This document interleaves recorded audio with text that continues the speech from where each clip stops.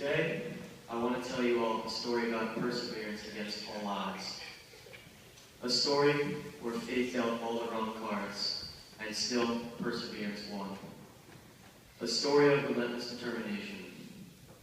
A story about my grandfather, Jack Werfel.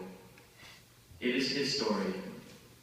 My grandfather's life began on June 15, 1932, in Dresden, Germany.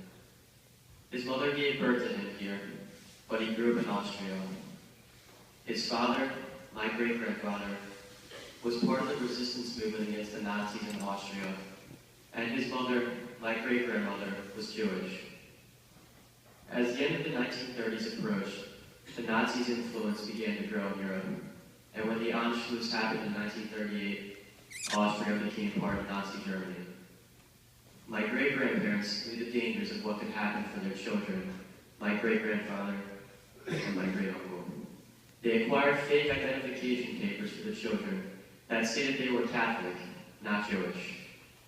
Disaster struck for my great-grandparents, when the Nazis came for my great-grandmother. My grandfather, his brother, and his father watched as the Gestapo came and took away his mother and put her in a ghetto. Distraught, the three of them later visited her, and when they saw her, they had to say their last goodbyes, as she feared that her children would get caught and put in the camp with her. At 8 years old, my grandfather saw his mother for the last time. We now know, after many years later, she became a victim of the horrible Auschwitz death camp. His world further crumbled as my great-grandfather sent the boys away at age 8 and 10 to a children's orphanage/school in Donbass, Germany. His father was then taken away to a camp of his own. Now at age 8, my grandfather and his brother were all alone, headed to an unknown home in the middle of Germany. When he reached Donbass, he was taken in by Tante Irma, who became a mother-like figure to him, for my grandfather and many other children during the war. Here he grew up, a Jew, hidden inside Nazi Germany. Life was not easy here in Donbass. He attended school in a one-room house, worked in a commercial fishing boat, and in Donbass, Germany, which is in northern Germany, due to its close proximity to the North Sea, the Nazis had a major naval base there named Wilhelmshaven. This is significant because the naval base was constantly bombed by the Americans. And in one such raid, my grandfather was strafed by an American fighter plane. In addition, growing up in Donbass meant that he was brought up to be a member of the Hitler Youth, worshipping the man who so brutally murdered and killed millions of Jews, including his own mother. He lived here in Donbass from age 8 to age 17. When the war was finally over and resolved, the U.S. offered my grandfather and his brother Peter the option to come to America because of the heroic actions of their father in the resistance. They were flown over to the U.S., where they landed in New York. At age 17, a German Jew that knew zero English was thrown into the world of the United States with little, if any, assistance. Every night, he would go to the library, slowly teaching himself English.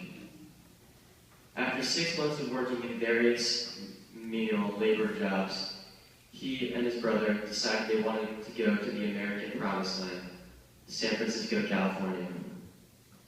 They went to the train station with 6 months worth of money and asked for a ticket to California.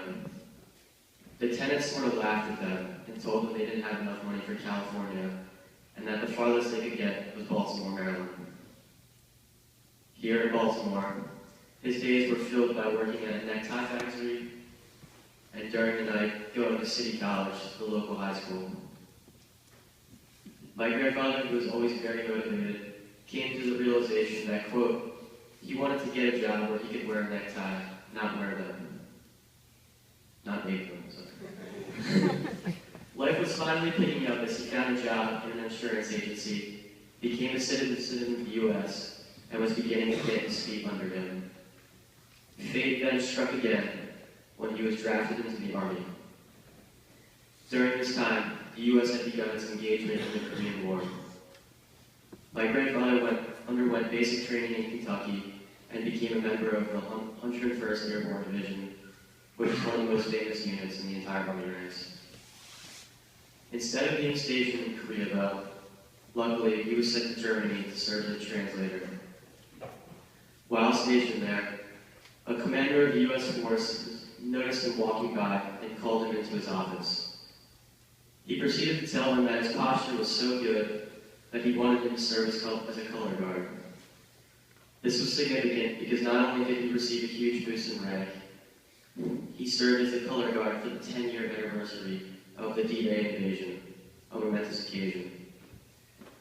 After 2 years here in Germany, he was discharged from the military and went back to Baltimore, where he decided that he wanted to start his life. He went on to work in an insurance agency for 17 years and started his own insurance agency after this, which he still now serves as chairman at the age of 81. During this time in his life, his passion for living never was quenched, as he met my grandmother, a former Miss El Salvador, married her, and had 3 daughters. He went on to become a pilot, a horse race owner, an avid golfer, tennis player, skier, and overall one of the most interesting men I've ever met. I always joke with him that he is the most interesting man in the world, similar to the commercials, because of all the different things he has accomplished in life. He is a shining example of persevering through adversity. I am telling you all the story of my grandfather because he is my role model. His story is such an influential one, and although he is 81, his passion for living has not stopped. From conversations and observations of his life, the 2 major things that I have taken away is that no matter what, it is always up to you to do what you want. The other is to take advantage of all the opportunities that life gives you. I hope that many of you sitting here will take these messages to heart as I have, because your life will be much more influential like my grandfather's. Thank you.